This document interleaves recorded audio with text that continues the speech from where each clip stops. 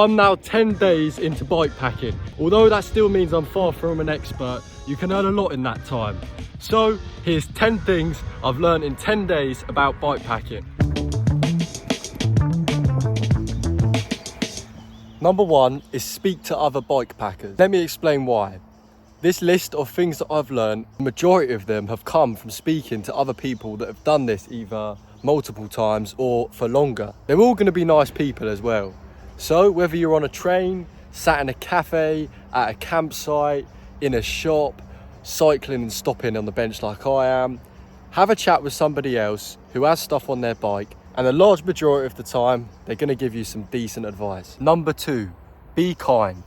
Now this is slightly related to the previous one because you can't just walk up to some strangers and go, tell me everything you know about bike packing. But it stems outside of just talking to bike packers. For example, when you go to a campsite, be kind to the receptionist. When you go into a shop, be kind to the shop worker. In all stages of the day, just be kind to people and you'll notice you'll get a lot of things out of it. Not only will you get like the positive feeling of being kind, but you also get some rewards. For example, I've managed to get 2 free stays at campsites.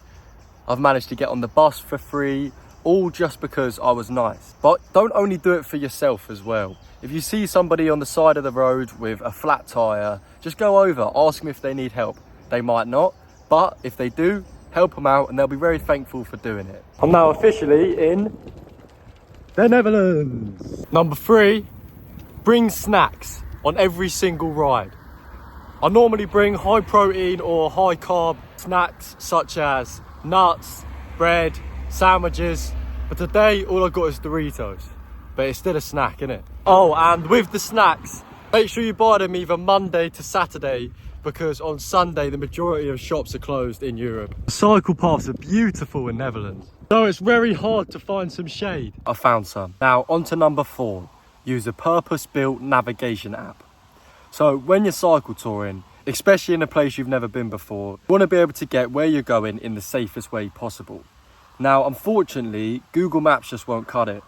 The only option you have on Google Maps is to select that it takes you down the least busy road. So that's exactly why I suggest getting an app that's purposefully built for something like cycle touring.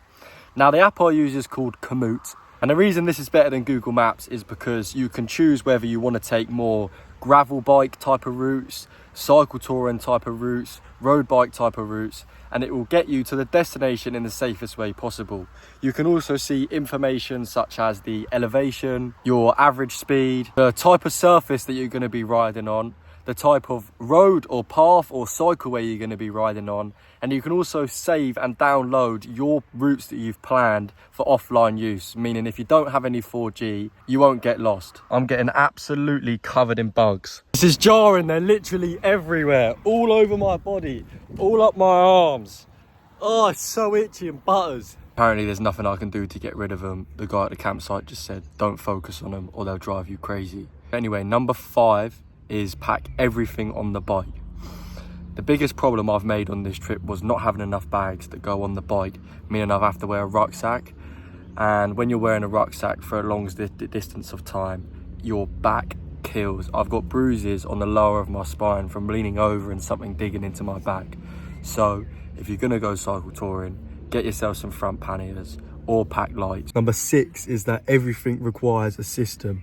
Now what I mean by that is you have to build a way of packing your bags, unpacking them when you get into the tent, and this will be different for when it's raining, it'll be different for when it's sunny. It's basically just gonna ensure that you don't lose things, you don't misplace things, you know exactly where something is, so you don't have to dig through every single bag to find it, and ultimately make your life a little bit easier. Anyway, and get me out of this hot tent. It is so hot. It might be too hot. Number 7 is that staying clean isn't that hard.